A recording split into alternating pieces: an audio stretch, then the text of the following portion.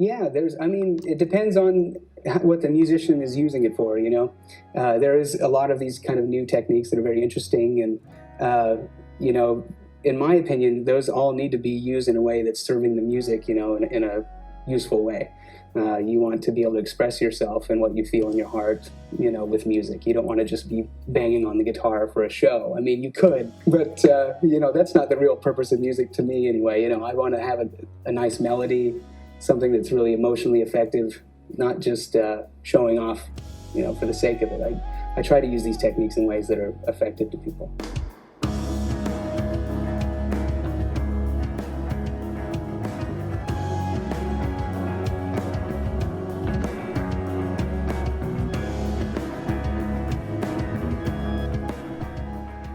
Welcome to the 4th episode of Catch My Riff. I am your host, Devin Canfield, and this podcast is coming to you in partnership with the Social Podcast Network, based out of Rehoboth Beach, Delaware. To find more information about the podcast under the Social Podcast Network, head over to socialpodcastnetwork.com to learn more about Catch My Riff and all the other amazing podcasts within our network. As we get this podcast started up, and we start to expand into new episodes, your guys' support means everything to us. So if this podcast resonates with you in any sort of way, or you've enjoyed listening to our guests and are interested in hearing all the others we have lined up and all the new episodes we'll be releasing, give us a follow and subscribe to us on Spotify, Apple Podcasts. We are also on YouTube, SoundCloud, and Bandcamp, and you can stay up to date with all of our newest guests and episodes. We're shooting right now to have an episode out every week, and if you have any constructive criticism or feedback or any type of input you think that can help this podcast grow, reach out to us on Instagram. We are always open and ready to receive new information about how we can make this the best that it can be. The clip you heard in the beginning of the podcast was Andy McKee. Andy McKee is a virtuoso fingerstyle guitar player, very prominent in the world of instrumental acoustic guitar, and today's guest is no exception. Dave Bakey is a prominent fingerstyle guitarist based out of the Philly and South Jersey area. You can find Dave's music on all major streaming platforms under the name David Bakey on Spotify, YouTube, Apple Music, wherever it is you listen to your music these days. Every single song you'll be hearing on this podcast today were performed and recorded live by Dave himself. So without further ado, let's get into it. Either or works. But I'm from Gloucester City, New Jersey, which is 5 minutes from Philadelphia. So every time when I'm traveling, people are just, I just say Philly because they're like, what is Gloucester City, It's just easier.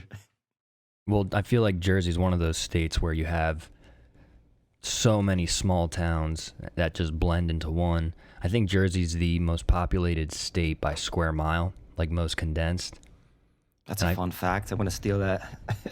I think that's true, but if it's not true, don't quote me on that. But especially South Jersey, I mean Gloucester City, you got the Haddonfield, Collingswood, Haddon Township area, which is basically one street. Pretty that much. has like four different towns within like 4 miles. Yeah. So even for people listening, so kind of how I had found Dave's music. So I was living in a town called Collingswood in South New Jersey for a little bit, and I was like, all right, well, screw it, I'm going to go play an open mic tonight. So it was, I don't even know, maybe like a Tuesday. Just like a Tuesday, Wednesday. Yeah, it's a random day.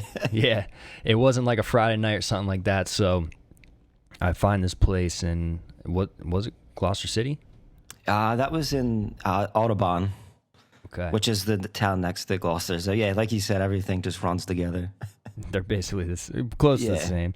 So go to Audubon, New Jersey to play in this little coffee shop. And there was probably about like 10 people in there. And I'm chilling, just waiting to go. I sign my name, as you do with open mics. And Dave is hosting the open mic. So this guy gets up on stage, and next thing you know, starts finger tapping like Jesus himself. And I don't know if people out there know who Andy McKee is. It was basically the first time in my life I'd ever seen someone do a finger tapping style that well, like someone professional like Andy McKee. Now, I just remember sitting there like, what the hell is going on right now? Like, who the hell is this guy? So he gets up and just slays, and I'm like looking around the coffee shop, and I'm like, is anyone seeing this right now? Like, do people realize like this is not normal? And I gotta say, man, it was crazy. So, who were some of those influences for you that made you start playing like that? I mean, for me, Andy McKee comes to mind first and foremost. At what age did you start trying to expand guitar from your basic chords to getting into a predominantly finger style and finger tapping? That's a good question. I've been playing since I was 10, and I'm 31 now. But I would say I'd probably start doing fingerstyle guitar kind of around, start messing with it anyway when I was like 15. But at that point, I was still playing in punk bands and progressive rock kind of stuff. And then I think I took fingerstyle pretty much more seriously when I was around maybe 22, 23. And it was kind of sort of by accident. I got endorsed by an acoustic guitar company, and like, do you play fingerstyle? And I was just like, yeah, of course. I just lied my way through it. And so then I was like, all right, I guess I better, be a bit more serious about fingerstyle. And then ever since, like, I can't even imagine picking up an electric anymore unless I have to for work reasons. But I kind of, acoustic guitar just took over my life. And Andy McKee's definitely a huge influence. Actually got to play with him last year, which was pretty cool. Antoine Dufour is another big one for me. I kind of just write it as like if it's a full band, So I kind of take inspirations from full bands as well, not just fingerstyle players. But well, it's funny. So I saw on YouTube, it was like 10 years ago, you doing like a Weezer contest video, and I could almost tell from there that you had begun expanding into the fingerstyle genre. Even I will call it a genre. But the thing is, it looked like you were almost playing in standard tuning and still finger tapping. Yeah, definitely. Wouldn't you say the kind of world that you're in now with the style and genre, it's predominantly open tuning, right? Definitely, yeah. I almost never play, like, I don't think I've ever written a fingerstyle song in standard tuning. Yeah, it's almost, I was talking to someone recently, and they were saying when you get a guitar in a certain tuning, it almost becomes a new instrument. And when you go to write, are you just kind of going off of vibe and you tune the guitar accordingly, or do you kind of have set tunings prior? It's kind of both. Like, the first thing would be I kind of hear an idea in my head first, and then I'll pick up a guitar. I'm like, well, this tuning isn't working for that, and I'll just keep custom tuning things until it sounds like what's going on in my head. And then when you get to that tuning, I don't know it yet, so I kind of just fiddle around, and then you stumble upon a couple different ideas you wouldn't think of. So it's kind of both. So it's interesting because did you have music you were listening to that had the open tunings, and were you listening to players like Andy McKee before you even tried? Or because to me, I think the first bands I remember, or first people I remember that had open tunings, I think a couple stand out, like Iris, Goo Goo Dolls. Yeah. You know what I mean? It's like, yeah, that's fun. Yeah, they did. I think a lot of like Irish stuff that like touring with like a lot of Irish bands and stuff, they always use Dadgad, and I was like, well, I better become familiar with this tuning. And then definitely like some cheesy 90s stuff uses a lot of open tunings and stuff. So you're saying Irish music too? Yeah, totally. I mean, most of it's in a lot of those players only play in Dadgad, and I wasn't familiar with Dadgad. Like, I knew it, but I didn't know it as, I didn't know all the positions and stuff yet. But I just kind of got thrown into the fire with that. They're like, yeah, this is the tuning, and you just got to play in this tuning. I was like, all right. So for people listening, DADGAD, what that means is an open guitar tunings, and it symbolizes each string. So low string, you got D, next string A, next string's tuned to a D, G, A, and D for the strings following. And it's a beautiful sound. Open tunings are pretty resonant, I would say. It's like if you listen to Iris by Goo Goo Dolls, I think that's one of the most popular songs. You can hear open tuning. It's very resonant. Like the two of the strings are like tuned to exactly the same note, but its sound produces a big sound. And you were saying Irish. Like, are you familiar with that genre? Like playing Irish music on the guitar? I am now. I wasn't in the beginning. I used to tour with a group called Celtic Thunder. It was kind of like a boy band almost, and it was like this huge, like stadium theater kind of production type of cheesy show. And I kind of just got thrown into it, and then ever since then, I just, there's about 30 something people on that tour, and it's like I had to learn. I was the only American on it, so I had to somehow learn all of that style very, very quickly. So I know it now. I've been doing it for years, so. Nice. But it wasn't something I knew before, like getting into it at all. I had no idea what I was doing. How did you even stumble across that gig? So one of the singers, it's kind of a long story. It's hard to I met one of the singers in a bar years ago. He happened to be on tour, and we just became friends. So every time he came through Philly, we just would meet up. And then he had a solo project, and then I start touring with him on his solo project. And then Celtic Thunder had an open audition, and they called me in to do it. And I had no idea what it was. I had zero idea. I didn't even look it up. I was just like, here's your sheet music, and we're going to play these 3 songs right now. I was like, okay. and then I just kind of happened from there, which was great. It was a very fun gig to be on. So what was, you were touring in Ireland, I'm assuming? Yeah, we would rehearse there, and we'd film stuff there, but it was pretty much the same cycle. We would do all of the US, Canada, Australia, sometimes New Zealand, and then come back, and then we would just do it all over again. Those are some pretty awesome places. Outside of, America's awesome and has some awesome places to tour. I mean, let me take that back. America's an amazing place to tour, but Canada, New Zealand, what was your favorite out of those? I love Canada in particular. I mean, there's some parts of it when you're driving through, it's just like be pretty boring, to be honest. It's just nothing for an entire day. But I like Canada a lot. Australia is funny. I've been there twice, and I can't really tell you anything about it just because we were always on a plane or just constantly moving or inside a venue, and I didn't really get to sightsee too much there. And then I lived in Ireland for a little bit. So I'd probably say Ireland was my favorite, Did you ever do, is it Cliffs of Moher? Yeah, it's gorgeous. A buddy of mine was out there abroad and showed pictures and has some videos, and it looks pretty insane. It almost sounds like, too, what you're saying, I wouldn't say misconception, but I feel you don't really know what tour is like until you've done it.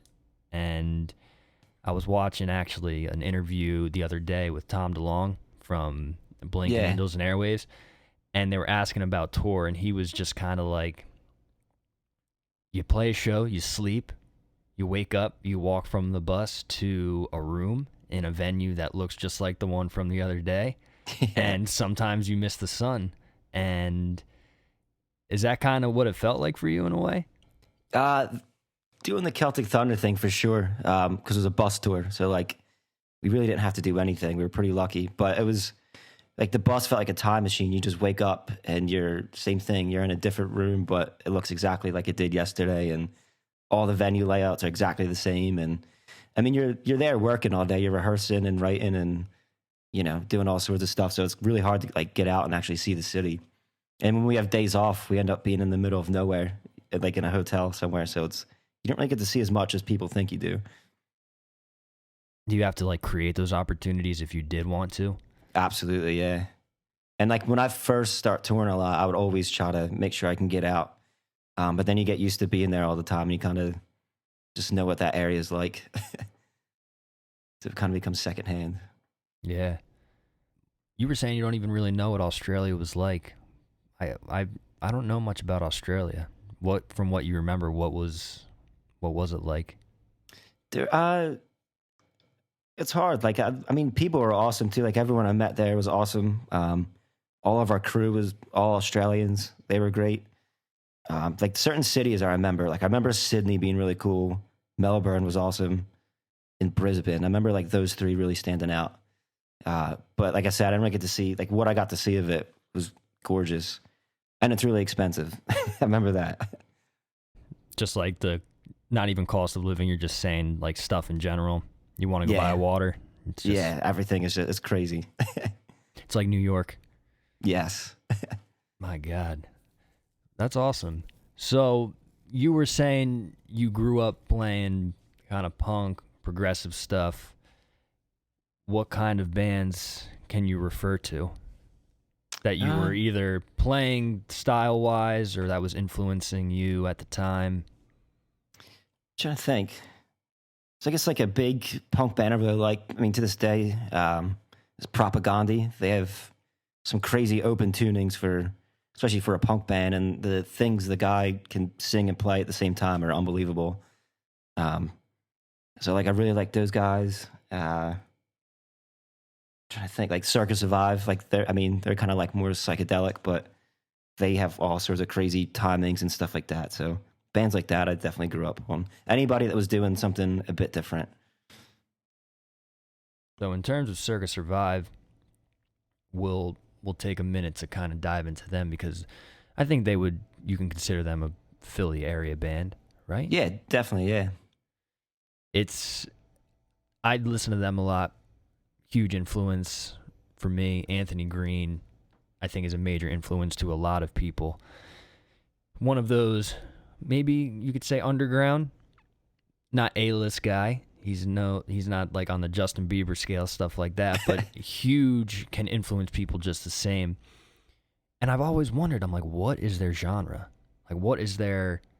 It's like a weird blend. It almost has some pop elements to it, and like chorus writing, the way melodies are structured. Like I'll listen to like Frozen Creek. Yeah. And I'm like, this has a structure like a pop song in a way. Yeah, it's probably like their most straightforward ones, I guess. Yeah. Yeah. But what would you even consider them? I guess they describe it as psychedelic punk, which I kind of like. You know, you don't hear anyone really using that term, but which makes sense because I mean, all the guitars, it's just delay pedals and reverbs, and it's trippy. But like the rhythm section's just driving through, and then Anthony's screaming the whole time, and I mean that's pretty cool. No one else really does that. Yeah, I would say the same. So, what projects are you working on? Anything new recently? Your first album, what was the title of your first record? That was just self-titled.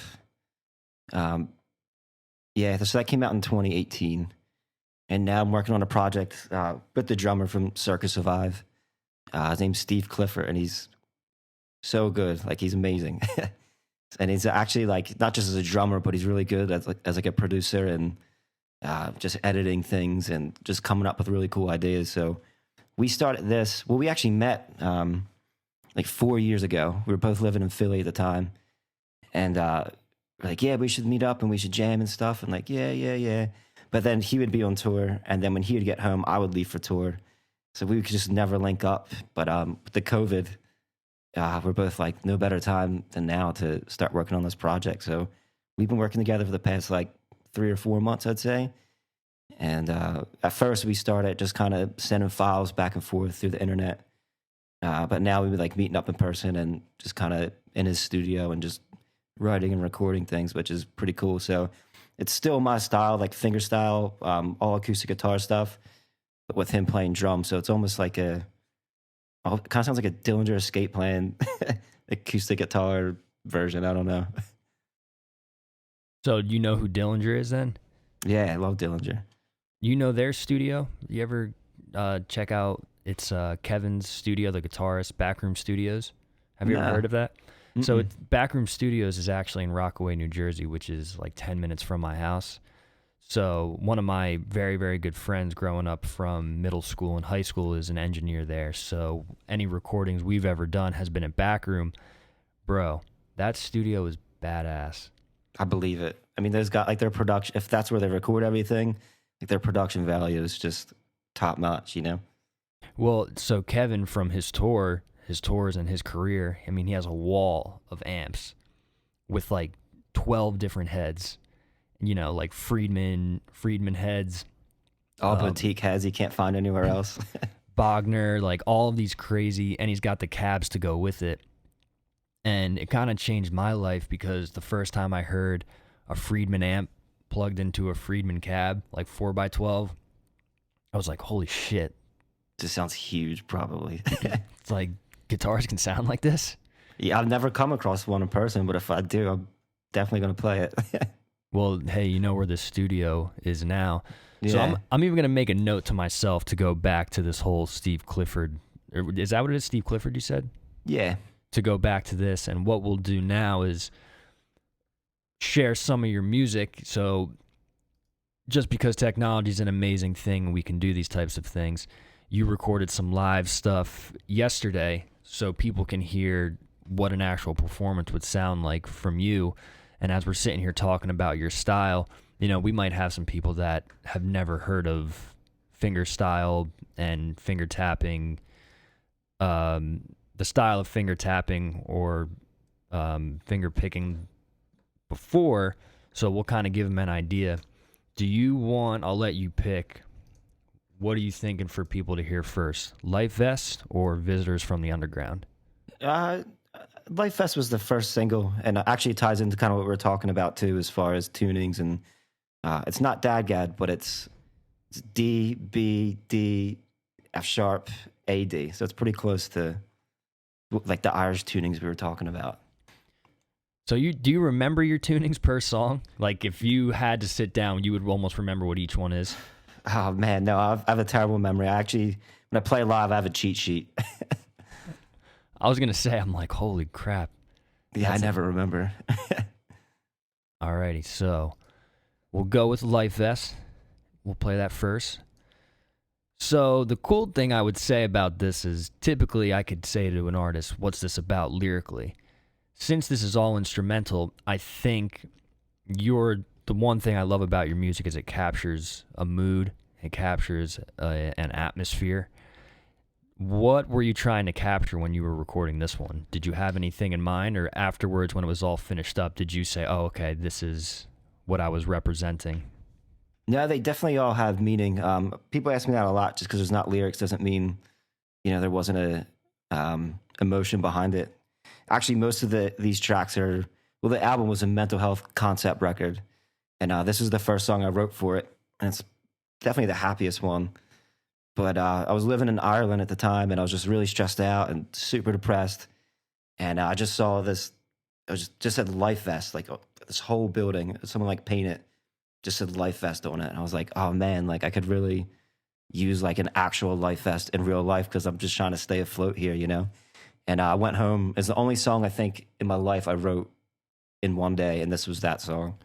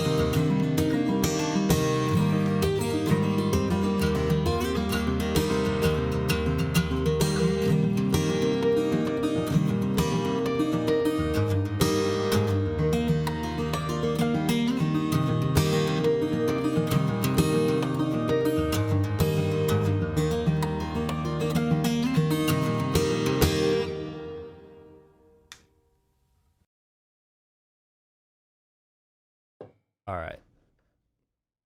I have a lot to say about that.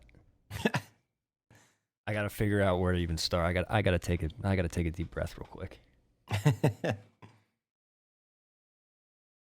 That's insane, bro. Thanks, man. I appreciate that. Damn. Holy shit. So the biggest thing I think comes to my mind with something like that in that style is imagination. Yeah, for sure. I think that's the hardest thing to do is just capture a moment and, tell a story without lyrics. I think that's the whole goal. And I think that's why like albums like this take so long to do, There's a lot of guys out there that are unbelievable technicians, but like there's just no story behind it, Right. Wow. The way you incorporate the harmonics is, I think, one of the coolest things about that style. And when you're writing, you said that was in D, essentially? Essentially, yeah. Just the A string goes up to a B. The B minor chord in those open tunings, that's when I feel like that's where that tension comes in. Yeah, totally. And it's amazing, man. With that song, Life Vest, you were saying your first album was a mental health concept record? Yeah.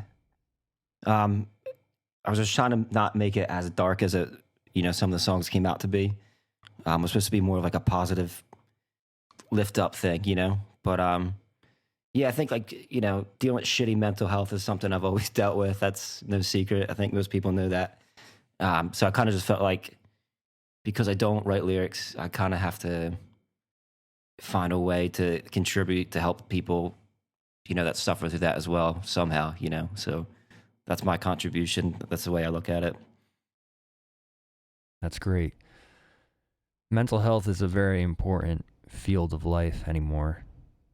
And how does music help you find peace? Is the writing a big process for like therapy for yourself? Yeah, I think playing this style, because it's pretty difficult, it just helps you can't really think about anything else. Like you can't think of all the shitty things because if you are, like, you're not getting anything done guitar wise. So it's a good distraction, and then just listening back to it, you kind of hear, it sounds like a million different things are happening at one time. And I could try to just pick out different things with my ear to just help concentrate on, being mindful or within the moment,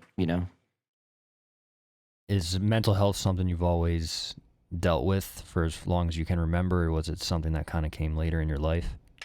I think it was always there, yeah. And what's great about like where we are today, I think it's so much easier to talk about. Like when I was younger, like you could never talk about that stuff, but now it's like, no one feels ashamed of it anymore. I think people are pretty open about it now, which is really cool. Like as far as history goes, I don't think we've ever been, progressed as much as we are now. And I mean, there's still a lot of progression that, to be had, but we're in a good spot, I feel like. Does that help you in a way, knowing that? Yeah, definitely, because I'm always somebody that kind of like needs to like talk about it, or, it just helps me if I talk about it, and I don't feel like I can't talk about it if I need to, Do you watch Impractical Jokers, or do you know that show? Yeah. So Brian Quinn, he has a podcast, and I was actually reading an interview of his where he said the same thing you did. He said, I need to talk about it, and I'm blessed to have people in my life that know my situation, and I can talk to them about it. And I myself have struggled with mental health for a long time, and it definitely is a little bit more under control. And I agree with what you're saying. There's definitely a movement forward. I would say a step forward in at least feeling comfortable to be open about it. I think we still have a long way to go. But you were saying that kind of shame and guilt. What were some things you did for yourself to feel comfortable enough to open up to somebody and maybe say, fuck, man, I don't feel too hot? I think people just saw it in me, and they were just kind of like, man, you're not doing great, are you? And I'd be like, oh, I'm fine, you know? And then I just got to the point where like, nah, dude, like, you know, we need to sort you out. Like, you need some help. And then after that, I was just kind of like, I think I just got so tired of, you know, worrying about other people thought about it that I was just kind of like, fuck it. Like, I have nothing to lose anyway at this point. So let's just talk about it. And ever since I did that, like, things have just become unbelievably easier. You know, it's just a huge, like, weight lifted off your shoulders. I think just the more you talk about it, the better you're going to feel.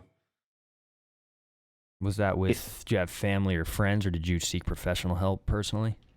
Both. Like when I was on tour, I think most of my tour friends knew because you're living in a bus with people. You know, they see your every movement, and then they were kind of just like, "Yeah, but let's get some professional help here." And it was one of the best things I ever did.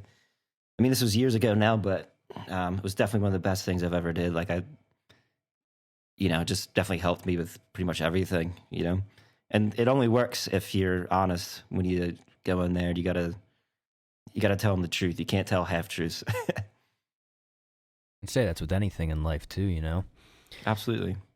You can go half truth, but that sometimes may not give you even the full picture to the reality of a situation. And therapy is an interesting thing. I almost want to say it was Ryan Gosling who had a quote. He was like, everyone needs a therapist. Every single person needs to see a therapist. Man, I'd say most people do. It's a scary thought, but I think the reality of going to therapy, you feel the benefit, but like you said, you have to be open. What would you say to somebody who you might know they could benefit from therapy, or if they said, nah, I'm kind of scared to see a therapist or open up about something like that, what would you say to them? I've a ton of friends I had this conversation with and try to get people to go, and some are just I can't open their mind to it, and you know, if that's the case, I can't help you. But other people, I always just say it's like the first session or two sessions you go to are going to be the scariest, and then you just get so used to it that it's just like you're going to miss it when you're not there, you know. So you go in with this being anxious about it, and then you kind of leave loving it, you know. You feel better. So, but you don't know it until you walk through the door. Yeah, I think you're right.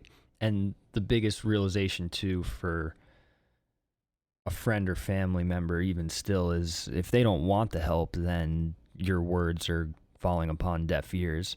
But I think it's great if someone is reaching out for help or this or that, you're the type of person that has the experience under your belt to lend some guidance and insight into that world of therapy. So, you know, kudos to you, man. I'm sure that's going to come to a good measure at some point where someone's going to need something and you could speak from your own experience.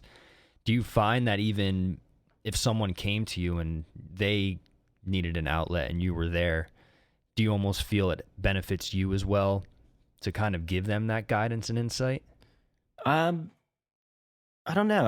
I'd never look at it like that. I kind of just like if someone needs help, I just, you know, I'm not gonna turn them down. You know, I don't really think it necessarily like helps me in any way. I just kind of like if someone needs help, well, yeah, I'm gonna help them. Amen. If we take a step back now, kind of knowing what your first record's about tonally, I think we can kind of keep an ear out for. Is it more so an atmosphere of ups and downs, darker tones, or was when you say the concept of mental health, is it based on the color of the record, you know, the sound, the tonality, or is it more so about the movement of the music itself? I think it's a bit of all the above. I think, you know, I was just trying to take the darker things that I was hearing in my head and try to brighten them up a bit, you know, just so it's not. I mean, the whole concept was to help people and be a little bit uplifting, but still try to capture some of the darkness in there, you know. And there's a lot of there's a lot of different movements in some of those songs that are like super bright, and then there's like some really dark shit in there. But I kind of don't tend to tell people mostly what it's all about, because if that doesn't, like, if they hear something different and, you know, it makes them happy, I just let them have that, you know. I don't want to tell someone how they should listen to music. Once again, amen to that. Amen. When you're recording, for example, this song we just heard that was recorded live, how do you approach recording your acoustic guitar? From like, even you were saying you're not big into the engineering side, but how do you mic stuff up? Are you doing like DI, just plugging in and then micing up as well and blending? What do you do for the engineering? Exactly that. Well, the track I sent you is it's this mic here. It's an AKG XL2, and then I just use one of them right by like the 12th fret, and then I just use a DI as well. But the DI and some of these guitars are really cool. Like they have a mic in there too, and there's a regular pickup, so you can blend how much of the mic and how much of the pickup you want. And I just kind of like, there's no EQ at all to what I sent you. It's just compression and reverb, I think. That's wild. It sounds incredible. Thanks. Yeah, I mean, man, that's just GarageBand too. It's terrible for editing, but it's good for just tracking something, you know. But like when the whole album, we had a ton of mics. Like I still had the DI like from the acoustic, and then we had I forget what it was. It was like this really old Neumann, and it was a stereo mic. So there's two capsules on it, and that was like in an XY pattern. And then there was a Rode mic on the body, and then there's like two overheads, which I think were the AKGs, and the engineer just kind of blended them, and we just mixed them all together depending on what worked for each song. But it's pretty much the same. Oh, and then I had an octave pedal too in there, so that kind of whatever the lowest note you're playing, it will like reproduce that an octave lower, so it sounds like a bass is playing with you. So it kind of just makes it sound bigger than it actually is. Boss Super Octave. That's the one. Damn, the best. What an awesome pedal to just pick up that low frequency and and it tracks so well too. It's like great. It's not like, it doesn't lag at all, you know. Really, I've never used one personally, and you're saying no lag time basically. None at all. Yeah, you got to dial it in pretty precise, because when you get to like certain frequencies, it just won't pick up. So you got to figure out, you know, which ones work best, and it makes you play differently too, especially like your bass notes and stuff. But I love it, and especially live, it sounds, you know, if you have a sub, it just sounds really cool. I feel like when I saw you perform at the coffee shop, you were using a couple different pedals, and one of which was your reverb pedal. Yeah. Did you have a Maris? Maris, that's the one. The Mercury 7. Actually, I sought out forever for that pedal. Like when I was recording, the engineer just put on this like shitty reverb just so I had reverb so I could hear. And it had this crazy pitch bend at the end of it, and I couldn't find that in a pedal. And the Maris one was the only one that like recaptured that. So I just use that live. I don't really use it for recording, but that thing's sweet. Maris has come a long way as far as becoming a popular brand, because they have. Did you ever hear the Enzo, the Maris Enzo? Yeah, that thing's crazy, bro. What the fuck? I know. It sounds like a straight synth. And then they have like the Polymoon too, like their delay pedal, and you have all these different like rhythms you can get from it. It's wild. Yeah, those guys over there are geniuses. So what are you using on your board? You got the Enzo, or not the Enzo. You have the Maris. What's it called? Mercury. Yeah, the Mercury 7. So it's pretty simple. It's just tuner to the octave pedal to the Maris, and then I have the LR Bags Venue DI, and I just use that for EQ. Nice. And then your guitar, I'm looking at it right now. What's the company you're playing for? They're called McPherson guitars, and they're built in Sparta, Wisconsin. So aka the middle of nowhere. But they're like, those guys are so good to me, and they actually sent me this one about a year ago. If you can see it, it's this carbon fiber one, which is pretty sweet. This one's great because it's like virtually like indestructible, you know. So it's great for shitty weather like today, just being super hot, and then going into air conditioning, so it doesn't warp and sounds great.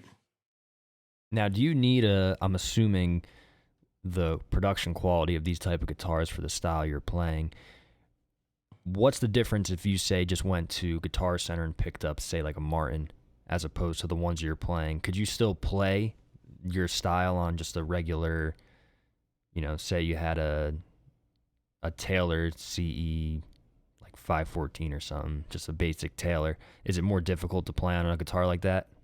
No, it's not more difficult. I think just what stands out about these guitars is that the intonation's just insane because I use so many different tunings.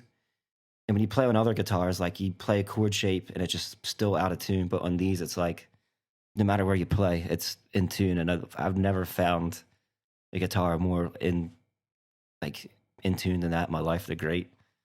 And they just sound so good too. And like they resonate so well, especially like the harmonic stuff. So they're great. But I mean, I love all the Taylor stuff too.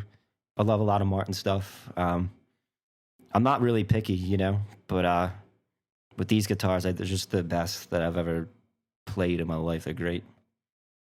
Now, did you record what songs or what guitars did you use for the recordings from your house session yesterday? I just used the Redwood one you can see behind me. The carbon fiber one I'm really just using right now for, I'm doing a lot of two guitars at once kind of thing for this new project I'm working on. So I have it tuned really, really high and have it capoed really high. So I don't know if you can hear it, but it kind of sounds like a tenor guitar kind of idea. Or some people call it like Nashville strung. So I'm using that kind of just for that right now. But yeah, everything you heard is just from, actually the whole album is just one guitar. It's that same guitar back there, and I've recorded it in the McPherson Guitars factory, and they had any guitar you could like just choose from, and I was like, I'm just gonna use this one. I just like this one the best, And they're like, you're crazy. You can take anything you want, and I was like, nah, this one's cool. Get the carbon fiber guitar one more time. Strum that one more time. Hold it up to the mic. I got to hear that thing again.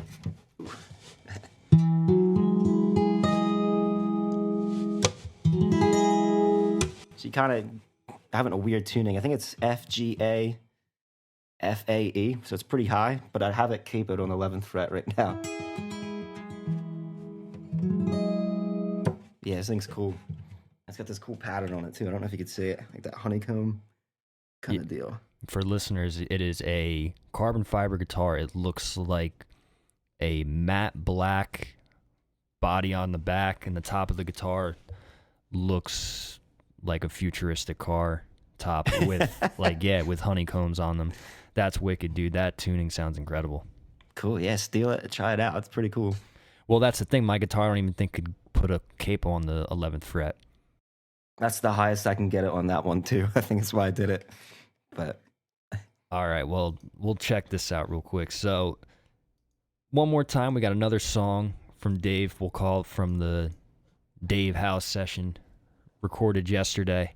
We'll play another song, and you guys can once again get a little bit of an idea of this style, what these guitars sound like.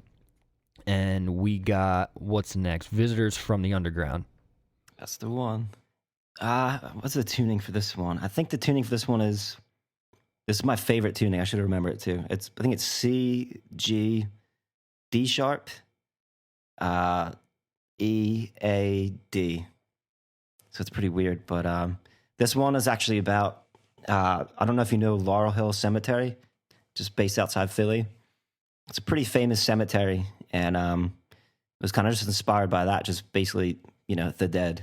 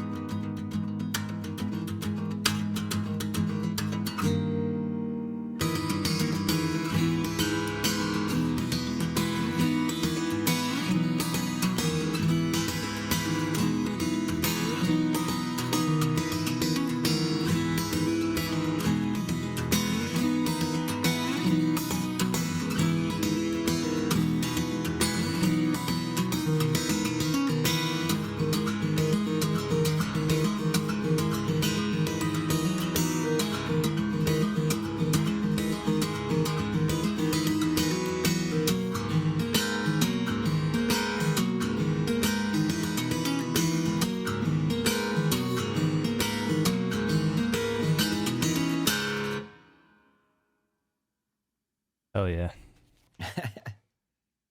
Wow. I think it's the only one on that record that's in 6/8 too. That's dope.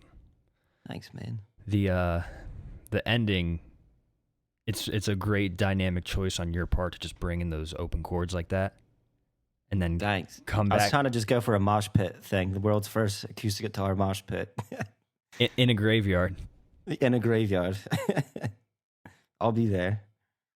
The diminished chord that's in there at some point, and I would say the first section of the song, that's what I think introduces that vibe of the eeriness of a cemetery.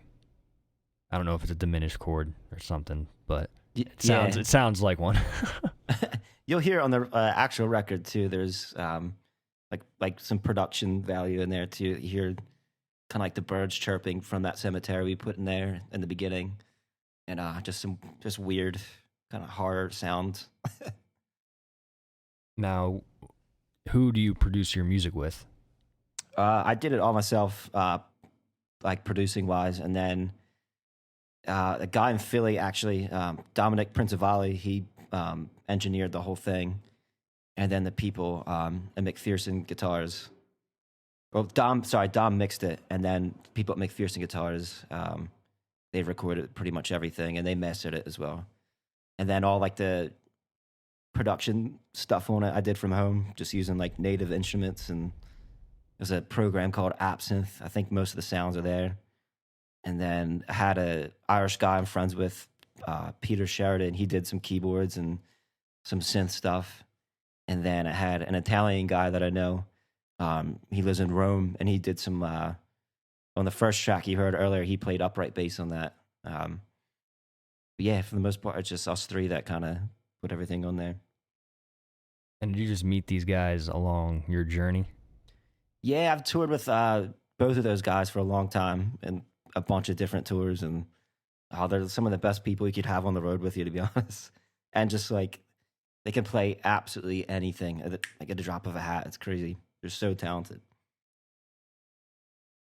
It's like I sent them those tracks, and I'd even tell them what to do or what I wanted. I was like, just do whatever you want. Like, send me 3 different ideas, and I'm sure they're going to be great. And they, exceeded my expectations by far. So it's good to work with people like that. When you collaborate with people, is that kind of how you'll gather the ideas? Just say, hey, here's the groundwork. You trust their skill set enough. You said, give me a couple options. And then I'm sure all 3 were amazing. Yeah, so they made it really hard to pick what I should use, which is a great thing. That, that's why you call people like that, because you want their ideas and what they're thinking about on tracks. So would you say collaboration's a skill set? Yes. That's a good question. That's actually a really good question, but yes. Some people just aren't meant to collaborate. They're just better off by themselves, and not everyone mixes well together. I feel like anyone that's ever been in a band, can identify with that. This new project with Steve, is it going to be a Dave Bakey project, or is it going to be a whole new entity? I'll be a whole new entity. We don't have a name or anything yet. We have like a couple tracks done. So it's pretty early days. I mean, you probably won't see the light of day for like at least another year, I'd imagine. Hopefully sooner. But for both of us, it's been like the most difficult things we ever had to play. So like it's just taken really long, but it's totally worth it. It's got to be right. But yeah, it'd be its own thing. Okay. Well, we'll definitely keep our eyes peeled for that. I guess one last type of perspective, or one type of perspective you can give for us lastly. How important is it to trust intuition when you're recording and you're getting your songs ready, whether something's done, or are you the type of musician where you'll say to yourself, nah, this isn't ready yet, let's not rush this? How do you approach writing and recording and also balancing your intuition? Intuition's extremely important. Hasn't really got at me wrong yet, so I'm just gonna stick with it. But I'm always the person like, oh, something else could be done, or it's just not right yet, or it needs this, and like I'll know when it's ready. You know, I don't mind, waiting, even if I don't do anything for like 3 weeks. I don't mind. Like once I know the idea is there and I get it to sound the way that I want, then I'm ready to go with it. But people are always telling me you need to step away for a minute. So I probably overanalyze it too much, but that's not necessarily a bad thing. No, I don't think so. You almost feel that you know when the right thing is there, and you could completely drop it and leave it until the time is right. You won't try to force just getting it done. Yeah, there's one track on there on the album that particularly gave me like a really hard time, and I was just like, it probably took me like 9 months to do because I wasn't really like working on that one all the time, and I was just like, there's some really cool parts, but I'm just not stoked. On the rest of the things that I wrote, I was like, I can't release that. And then one day, just like I think I woke up from like a nap or something, and I never nap, so it's just. I woke up and I just had it was already written in my head as soon as I woke up. I was like, that's the idea I've been looking for. And I went and re-recorded it and it came out great. So it's just, you kind of need to just let things sit for a minute and just walk away and take a break and clear your head. And it will show up at some point, Might take a while, but it will show up. It's tough sometimes though, dude. It's so difficult. It's easier said than done. Do as I say, not as I do, but I'm getting better at it as time goes on, though. As I get older, I'm definitely better at just like walking away for a minute and coming back to it. That's a skill set within itself, I would say.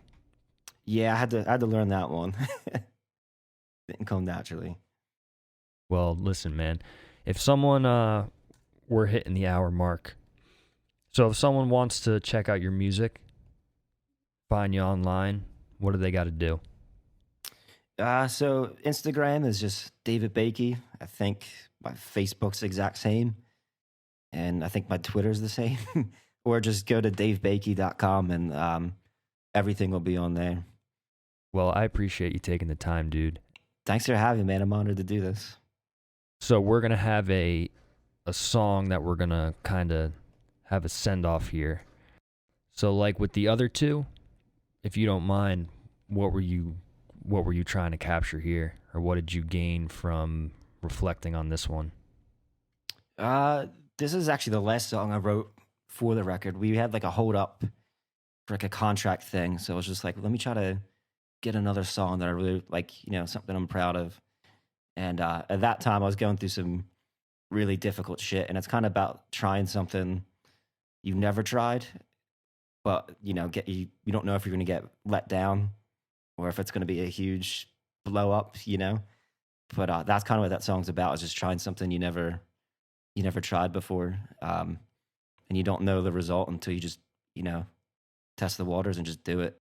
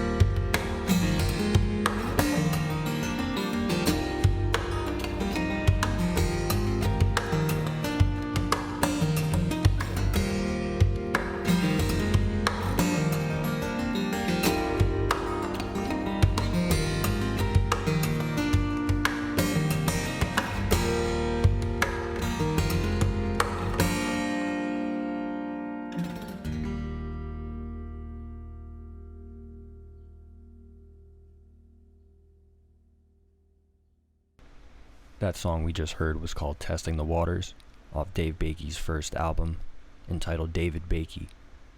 The other two we had heard today were Light Vest and Visitors from the Underground, both of which were released under his self-titled album, David Bakey. If you're interested in hearing the full-length album, head over to Spotify, Apple Music, or anywhere you stream music, and you could hear his self-titled album entitled David Bakey.